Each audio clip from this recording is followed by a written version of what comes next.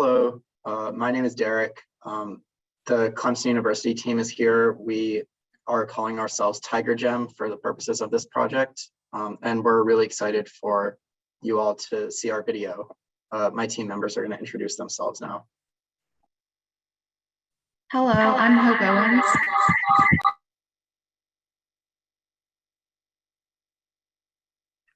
Hello, I'm Nina Del Rio.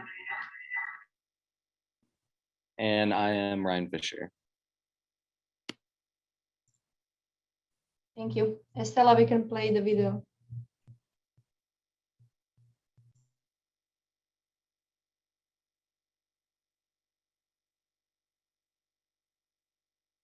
Hello, everybody. We are going to be presenting our evaluation of the limitations of the EPA's landfill gas emissions model. We come from Clemson University, so we named our team Tiger Gem Consulting after the Clemson Tigers. I'm Derek Kozadar. I'm Nina Del Rio. I'm Hope Owens. And I'm Ryan Fisher.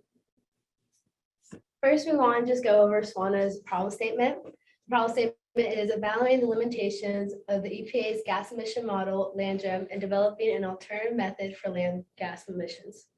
The main goals of this competition is to evaluate the EPA's method, to estimate potential biases, and to develop an alternative method. So in general, we noticed that landfill contributes to about 17% of methane emissions. It's generated by anaerobic decomposition from organic waste, and it is harmful to the environment when released because it's a greenhouse gas that traps heat, and it's a super pollutant that contributes to climate change. So some of the limitations of LandGEM, EPA's LandGEM is reported to be a little outdated and it may have some flaws. The current issues of LandGEM is that it's based on 13 landfill data. The parameters K and LO are based on bulk weight. And just a review that K is the methane generation rate and LO is the potential methane generation capacity. The gas collection system efficiencies vary, so it may not be accurately proportional to the conditions of a landfill, and that there's no temperature factor in LandGEM currently. And most importantly, there's not enough user-specific information in LandGEM.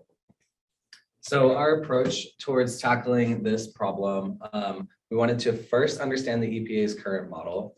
And then from there, we decided that we wanted to recreate LandGEM in a coding language so that we could manipulate it and look at the different parameters and how they affect the result. So from there, we decided to research 12 different landfill locations across the US with varying climates. And we picked the 12 locations that are outlined on this map. They all have different temperature ranges and different climate or precipitation ranges. And so we researched those, collected rainfall and temperature data within the last 10 years from NOAA on all 12 different locations. Then we built and compared new models in a programming language with varying K and LO values. And then from these results, we are assessing bias and developing new recommendations. So before we get started with Ryan's code that we created, I wanted to go over the current model. So this is a screenshot of the current LandGEM user inputs sheet. So, and then with the current equation used on the left. So the first thing that you need to do is you put in the open year and the closure year. And then if you have your waste design capacity, you also put that in there. And the meat of the project and the most important part is where you put in your K and L naught values along with your NMOC concentration and your methane content, which we didn't really focus on as much. And then the last step was we selected our gas pollutants. For the most part, we didn't touch these either because we already heard that we're focusing on methane and total landfill gases. So we didn't really change those hardly at all. The final step of your input is you put in the waste acceptance rates per year. As you can see, there is no differentiation of the composition of waste added each year, just a total weight per year. So that was one of our things that we focused on. And this is the graph that you create if you run the LandGEM model. So this is more important when we compare this to what we created in the Python code. So explaining K and L naught. So these were the two parameters that we focused on the most. So L naught defines the ability of a waste to decompose and is heavily dependent on decomposition of waste, specifically the amount of available carbon. So as you can see on the left, that's a picture of construction and demolition waste. So obviously it doesn't have a lot of carbon content in it, so it won't really degrade over time. But as for the food waste, as shown in the picture on the right, it has a high carbon availability, so it will biodegrade a lot, or it'll have a higher ability to biodegrade. L naught, or K, defines the rate at which the waste will biodegrade. So on the left, and this is heavily dependent on precipitation of waste. So as seen on the left, there is a representation of a lower level of precipitation, which will lead to a slower rate of decay. And then on the right, you'll have a higher rate of decay for the higher amount of precipitation for the organic waste. So the next step was determining different methods already being used for determining the K and L naught values. The top represents a chart from the solid waste emissions estimation tool as created by the EPA in 2021. And the top graph or top table and bottom table both break down K values based on precipitation and waste category, being defined as the carbon availability in the waste. And there's also an equation that was created based on the LandGEM defaults, K being the K value and X being the precipitation in the site. And then a similar situation for determining L naught values, breaks it down based off of the type of waste in the landfill. And both of these methods kind of add more site specificity to the breakdown of waste. Another method for determining L naught was an empirical method created based on the degradable organic carbon, and then another matrix based off of waste category and precipitation as defined in the different manuals, such as the Manual Mexico landfill gas model, where the different regions basically just describe the precipitation in different areas. So now I'm going to go into the meat of our project, where we decided to assess the bias for both the K and the L naught values in the LandGEM model. So in the graph on the top, or the table on the top, that describes the different K values that are used in the current LandGEM model. And the graph on the bottom represents the L naught values that are used in the current LandGEM model. So as you can see, there's only a handful of default values that are able to be selected in the current model. And they're defined by two different variables, the default or emission type and the landfill type. So there are two kinds of default types, the Clean Air Act, or CAA, and the inventory, which come from two different regulations from the EPA, one being the Clean Air Act and one being the AP 42, which represents the inventory. And then there are three different kinds of landfills, conventional, arid, and wet. Our group decided to omit the bioreactor landfills because they involve a lot of human manipulation with the addition of liquid or gas, whereas the conventional and arid are only affected by natural processes. The only difference between the conventional and arid landfills are that the conventional landfills receive greater than 25 inches of rain a year, and the arid landfills receive less than 25 inches of rain a year. So our group felt that this binary of only one or the other was not enough to encompass the variety of precipitation that landfills may receive across the country.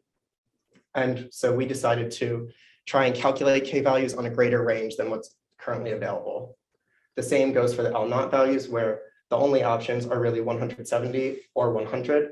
So we decided to calculate our own L naught value and see where that would fall based on waste composition. So moving forward into our modeling of our project, we chose to do our coding in Python using Google Colab.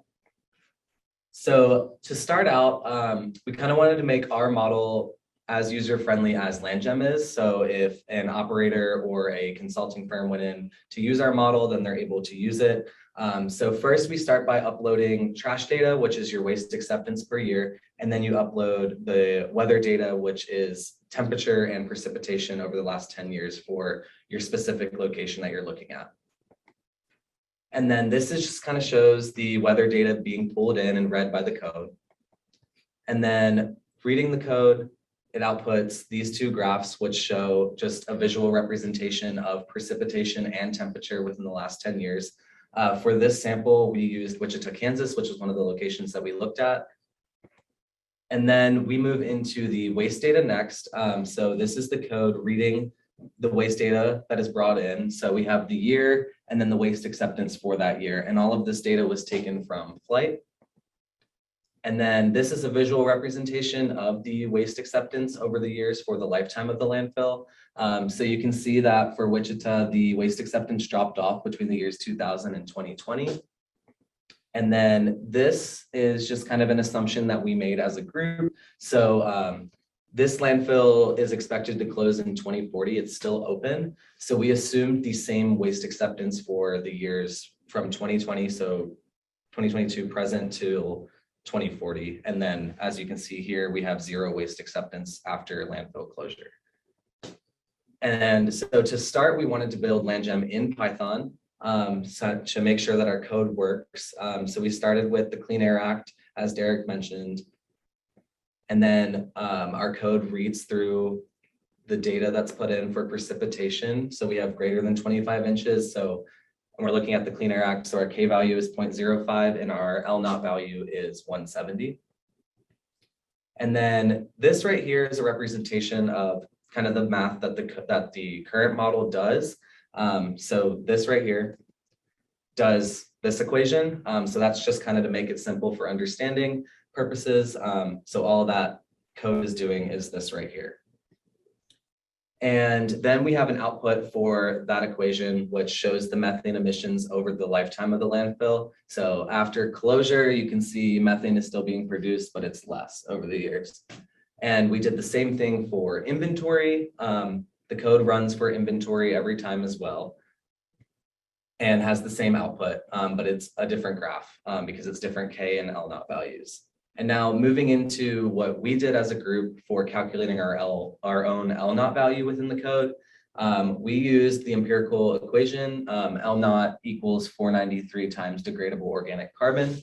And we looked at the different waste characterizations for average waste characterization that's accepted into a landfill every year. So we use those values and then the degradable organic carbon values to calculate an L0 value. And the L0 value that this way of calculating L0 was 93, which is comparable to the inventory's L0 value of 100. So moving on, we developed 3 models on our own to assess the biases within K and L0. So the first one, we used the empirical equation for just calculating K. So the L0 value that we used is still 93. And this equation takes into account the average precipitation within a year in millimeters. So this code is changing inches into millimeters and then calculating a K value of 0.04. And then our second model is TigerGem 2, which we use the same L0 value of 93, but then we use a K value taken from flight. Flight outlines the different K values for every landfill that they use on site. So we wanted to look at these values and see if there's any differences between what LandGem's method is. And then our third method was TigerGem 3, and here it's a little bit complex.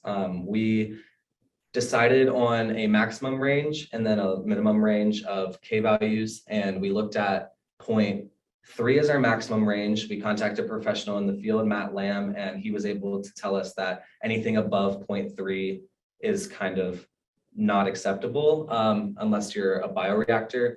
And then our minimum range was 0.02, which is what the EPA uses. And then we extrapolated based on these values, based on temperature and precipitation in order to determine new K values. And again, the same L0 value of 93 is used for this model.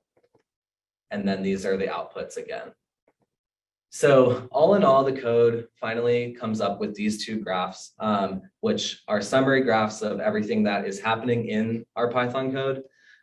So we have all of our models here. So Clean Air Act, inventory, TigerGem 1, TigerGem 2, TigerGem 3, and it shows the methane emissions over the years, the lifetime of the landfill. So it's the same thing that LandGem does, but it's incorporating other models as well to compare based on different inputs. And then the code also outputs this graph here, which shows total methane emissions of the landfill for the whole life of the landfill. And then Derek's going to go more into the results of this code. Thanks, Ryan. So these are 12 of the line graphs that our code generated for the 12 cities that we selected. We just wanted to give you a summary to show you that we did investigate all 12 landfills and give you an idea of how we were able to draw conclusions between different sites. So these are a closer look at 2 of the landfills we investigated. The one on the left is the graph for a landfill in Bismarck, North Dakota, and the graph on the right is for a landfill in New Orleans, Louisiana. In the current model, these 2 landfills would use the same K value because Bismarck gets about 30 to 35 inches of rain a year, and New Orleans might get over 3 times that. So we thought that these 2 landfills probably shouldn't be using the same K value, but in the current model, they do, which can be indicated by the slopes of the landfill early on.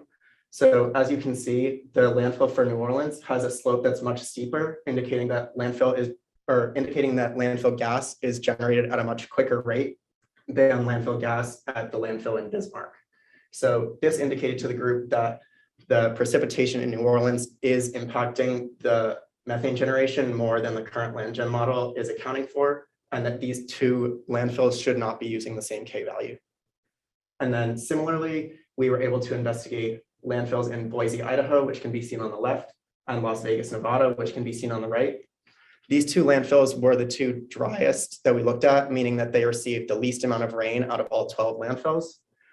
And as you can see, the 2 follow very similar patterns where the blue line indicating the land gem CAA model is much greater than all 4 of the other ones, which are pretty close up until the landfill closure.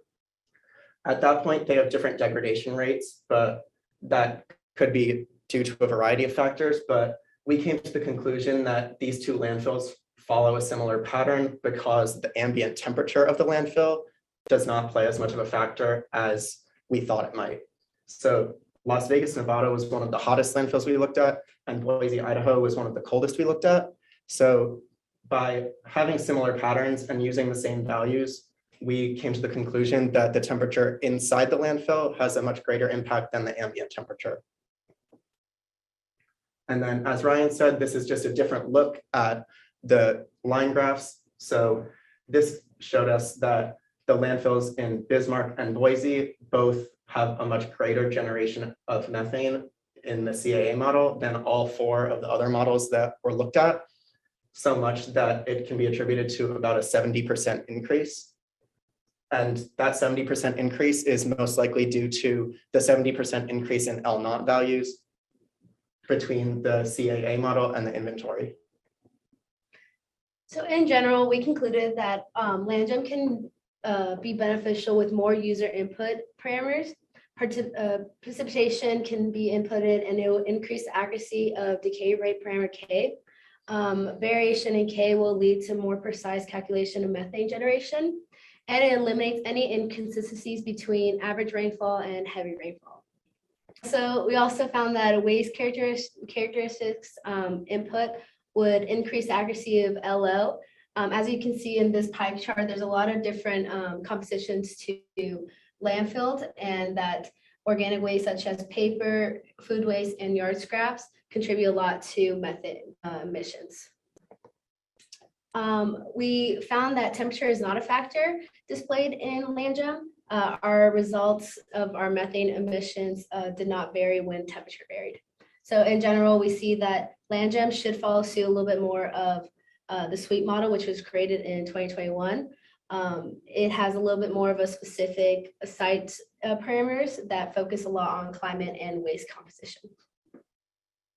And lastly, these are the impacts of our solution. We found that our solutions may benefit the environment beneficially because it has an accurate calculation of methane emissions. This will allow regulations and permits to better reflect the emissions that are leaking into the atmosphere. Economically, our method requires a little bit more knowledge of a landfill. So some landfills may not be able to do that on their own. So they might have to consult a third party, and that will increase their fees. But because there's a more accurate calculation of methane emissions, owners can see if their landfill is more suitable to gas to energy systems. Lastly, we see that society can increase or decrease landfill tipping fees due to either if their needs for more consulting fees or if they are able to produce gas energy systems that increase their profit. But it will increase the health of the public because we'll see a little bit more specific waste that goes into our landfill, and that will lead to a better health for the public because we know what's being emitted into the environment. Lastly, we see that our method is a little bit more sustainable for methane generation. If a land is suitable for gas to energy systems, it will increase the profit, but it would also help the environment with not leaking methane emissions. And more knowledge of waste can lead to better regulations of waste because now we know what's going into a landfill and we can create limitations for that waste so that there's less methane emissions. And thank you all for joining us today. We're here for any questions if there are any. Thank you. Judges? Sure. So congratulations on your work. You guys, your report reads a little bit like a textbook for landfill gas modeling. It was very thorough. So you were, I think, the only team that referenced models created by any of the judges, namely myself, which is the SWEET model, the Columbia model. And just for clarity, the SWEET model is an emissions model. It's not a landfill gas model, but it uses the Columbia parameters. So the Columbia K and L zero values were used in SWEET. One of the other tables that you showed was the Central Eastern Europe model, which had a more limited range of precipitation. That's why the K values didn't vary as much. And also there was a table from the Mexico model of the L0 values. The only reason those varied in the different locations and climate was due to waste composition. There was different types of percentages of waste that were placed in the four categories, into the four organic categories, which created slightly different L0 values. So it's not climate that's driving those. Now, as far as my question has to do with you looked at all these EPA models. I'm curious as to why you didn't consider looking at any of those K values as for your analysis.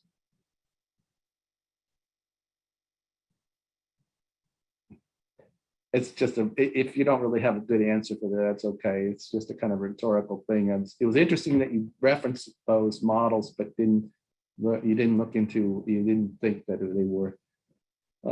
they could be useful values necessarily. And I would point out that none of those had temperature as one of the factors that went into the model.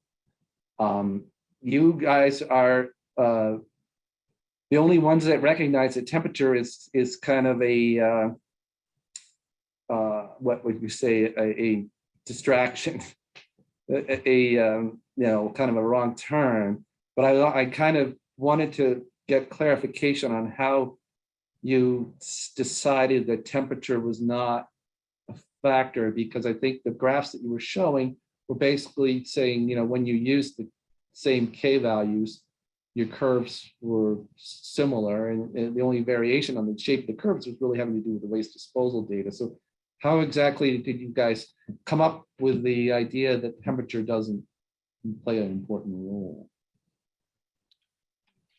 So when we developed our code to analyze against LandGem, we had three different methods, as mentioned: TigerGem 1, TigerGem 2, and TigerGem 3. And based on the results of those three models that we ran, all of our methane emissions were similar. And so TigerGem 1, TigerGem 2, and TigerGem 3 all used the same L0 value, which was based on average waste characterization of North America, which is that 93. And then the only difference is that our TigerGem 3 model includes temperature affecting K, in the sense that we had different climates. So if your temperature is higher and your precipitation is higher, then that was assigned the highest K value. Whereas for TigerGem 1 and TigerGem 2, for TigerGem 1 only had precipitation affecting K, and then TigerGem 2 was just taken from flight. And the results were very similar across those 3 models. So that's how we determined that temperature was not affecting the final methane emission. How did you select those 3 TigerGem runs? It seems like the first one is kind of just as an extrapolation of the 0.02 and 0.04 values. So it would probably not be a whole lot different than those. The TigerGem 2 was the greenhouse gas flight coefficient. So that's basically testing something, another, theoretical model. And then TigerGem 3 is your one that goes up to 0.3. I would point out that 0.3 should have been the bioreactor K value in LandGem. The researcher, Dr. Deborah Reinhardt, who did the work that supported the bioreactor K, came up with a final paper, and it was 0.3, but LandGem mistakenly kept it at 0.7. So 0.3 is really bioreactor. So I would, wonder how, just, I guess my question is, how did you decide to choose those 3 scenarios and what do they represent? Yeah, so our code first runs through Clean Air Act and inventory K and LO values. So that's where the 0.02 and the 0.4 and the 100 and 170 follows. And then we wanted to run LandGem to make sure, in our Python code, to make sure that our code was working properly. So that's what it runs through first.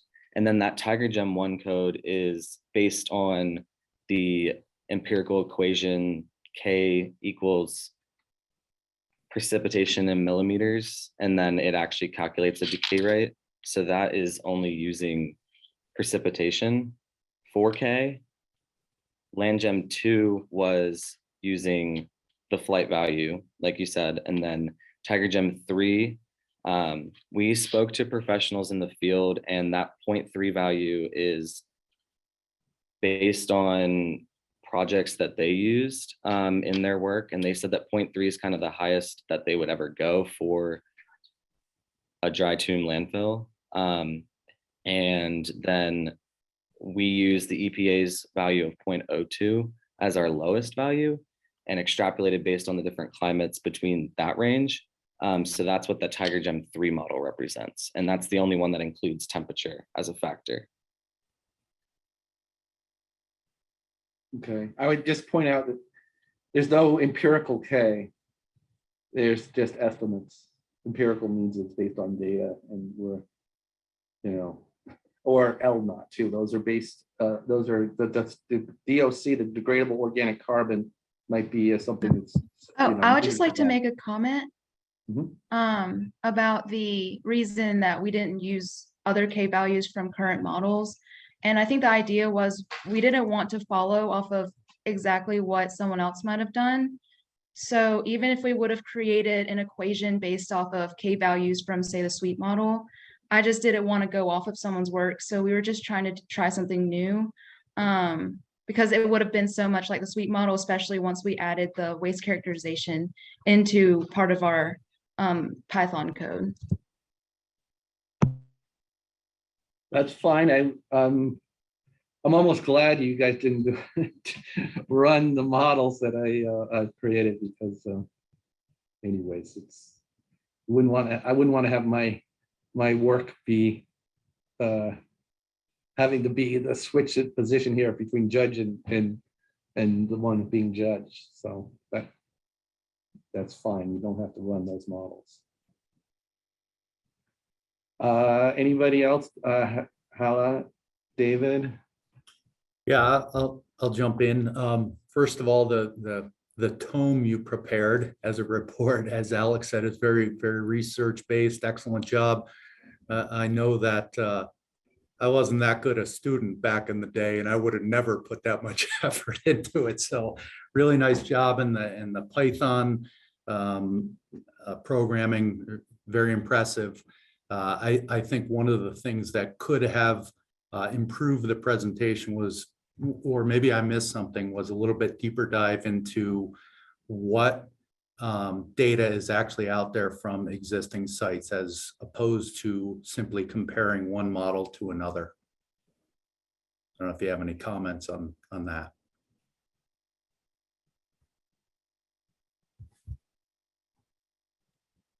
Or just compare. Are you referring to data about like landfills and climatological data, or data specifically about landfill gas emissions and other models? Gas collection rates or generation rates and that information?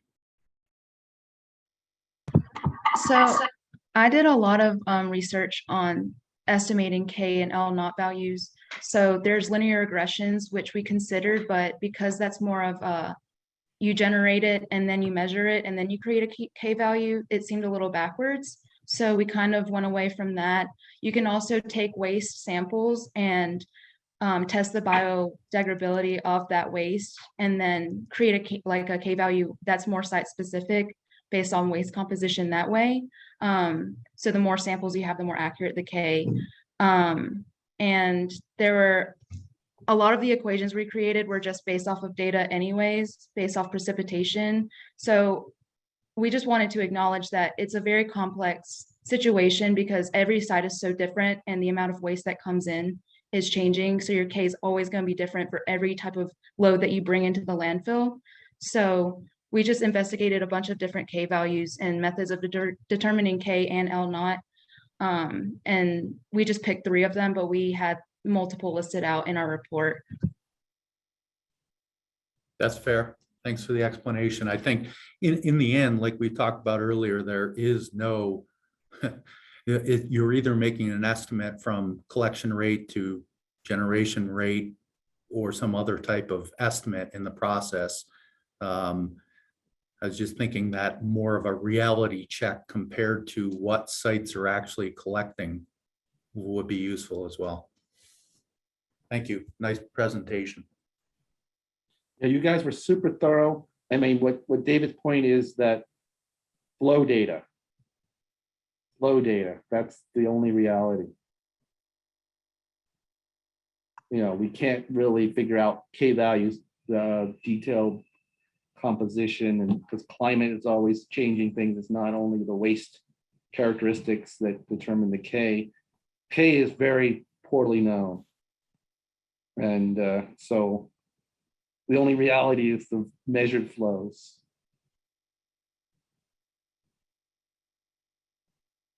Thank you. Yeah, we agree. Thank you for the input.